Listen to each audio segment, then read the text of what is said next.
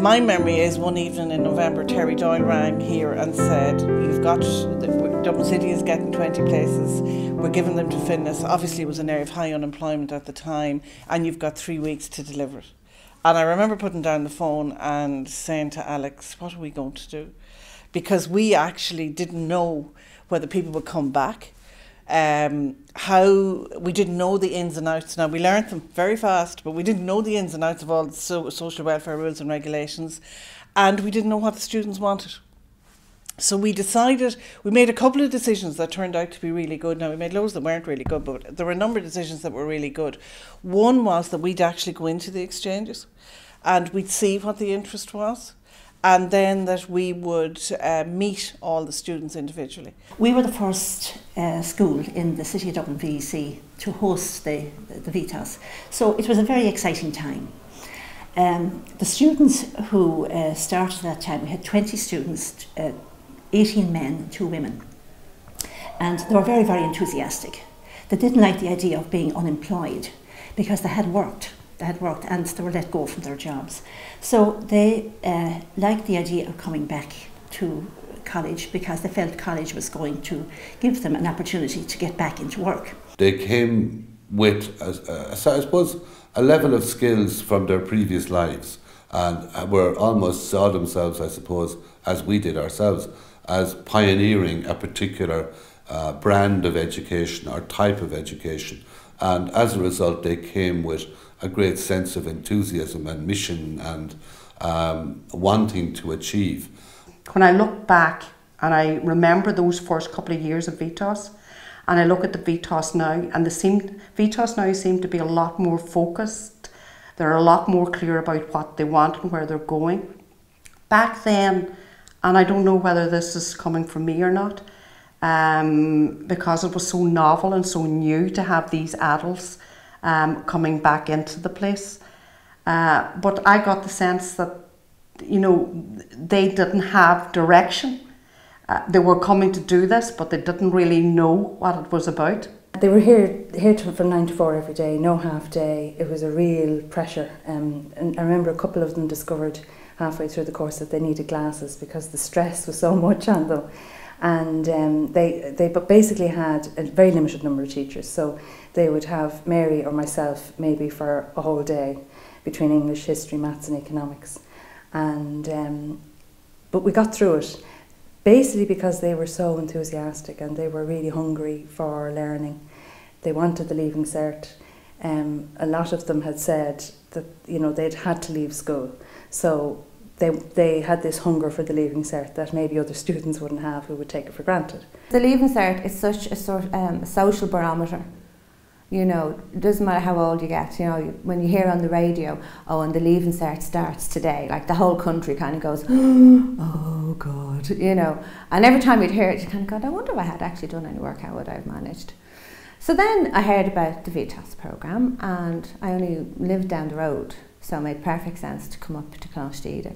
They did really extraordinarily well in the Leaving Cert. They achieved great results. So we kind of thought, well, we've done that well. But as time went on, we realised we had to make certain changes, like at least a half day, shorter hours, maybe on the odd day. And we started to realise all the gaps that were there. They were dropping out because it was just too much for them. So when the course was on till 4 o'clock, their children were out of school. Before that, they had to get people to collect their children from school, and they just felt that they had to make a choice. So what happened was many of them gave up the course. So we adjusted our model to suit the women, you could say, on the course.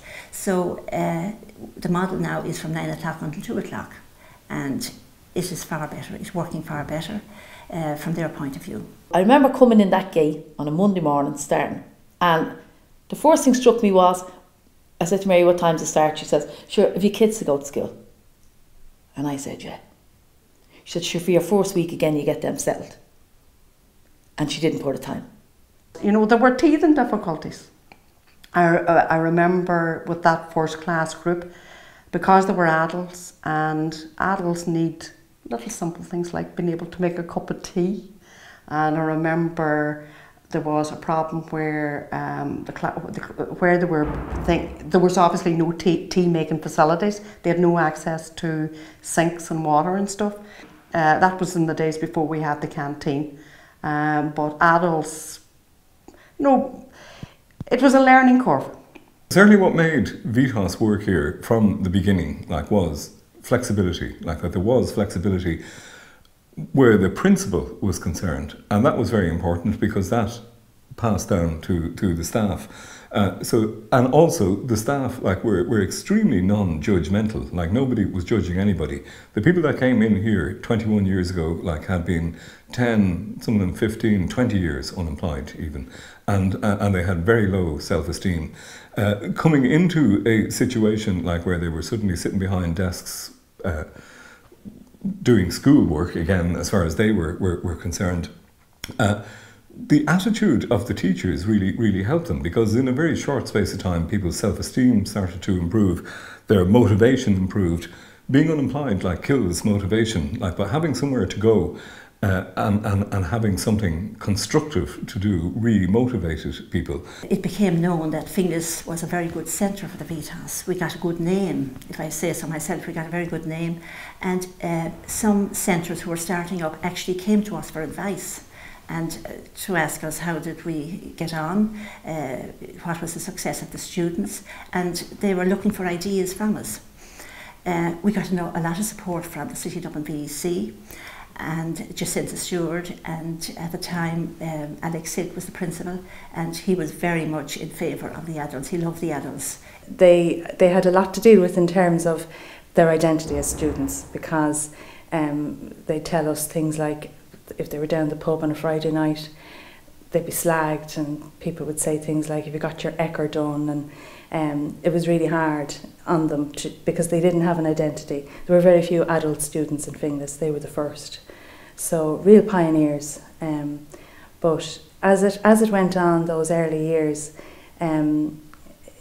we became obviously more familiar with the type of demands that we'd have to face, and it became more, not acceptable, but more familiar to see students, older students, walking in and out, and the college it became a familiar place and a much easier place for them to be.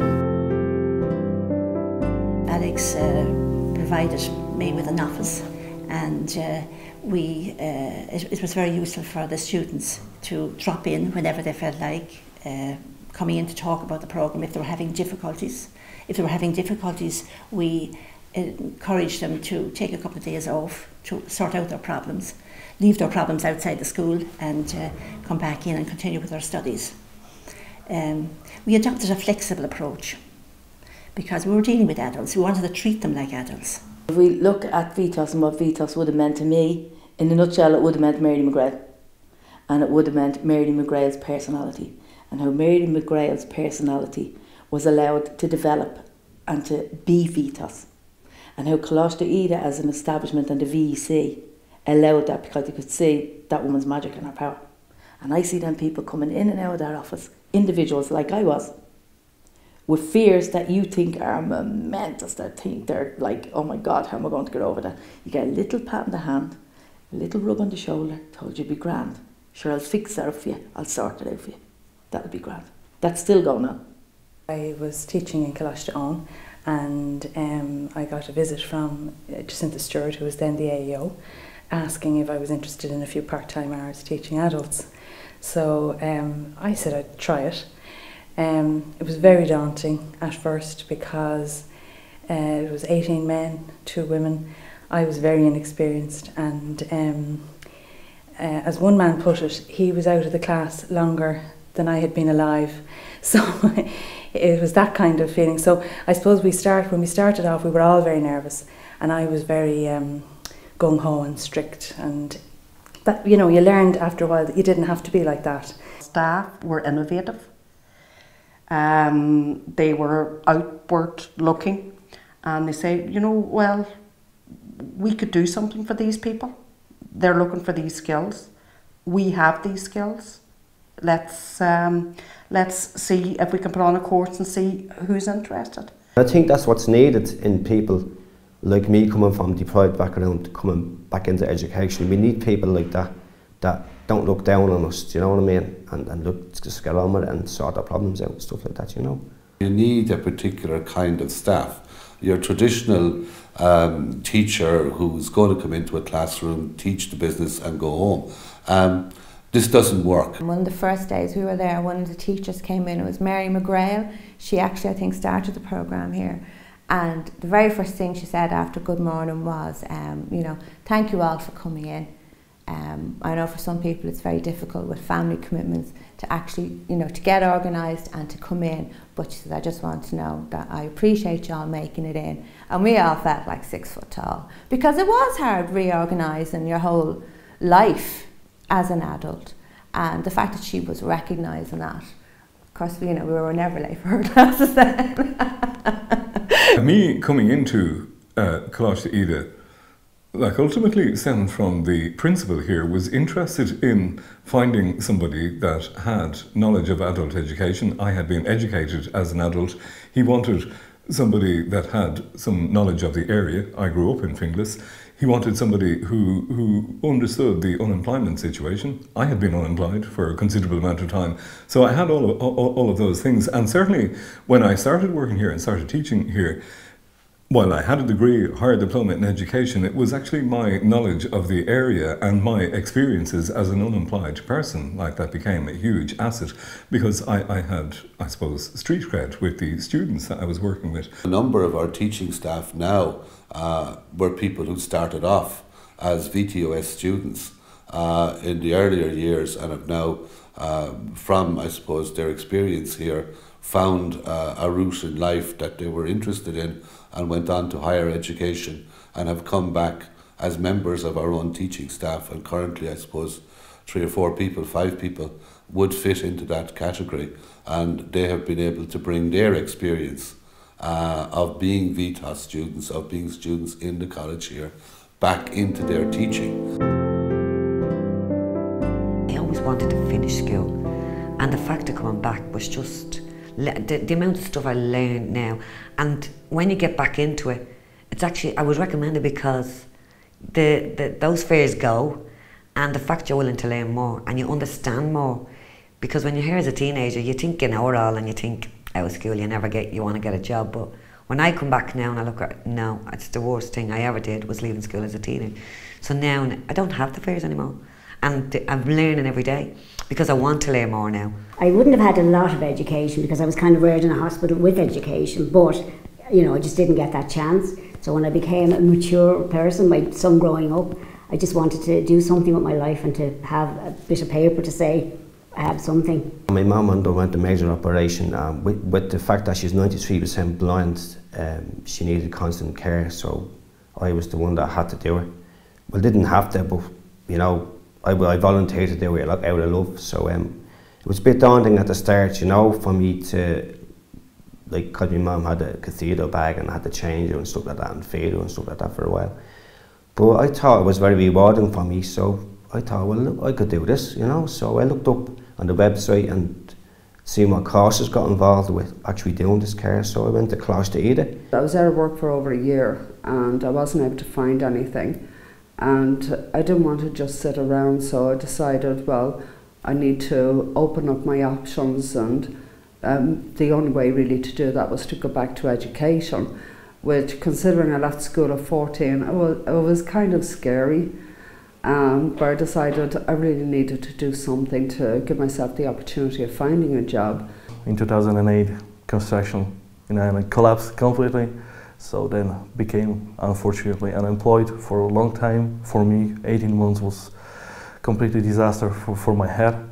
And then opportunity came to start new course in Coláiste Ida. I was working at little jobs here and there, and I had a baby then, so then I said, right, we have to do something now.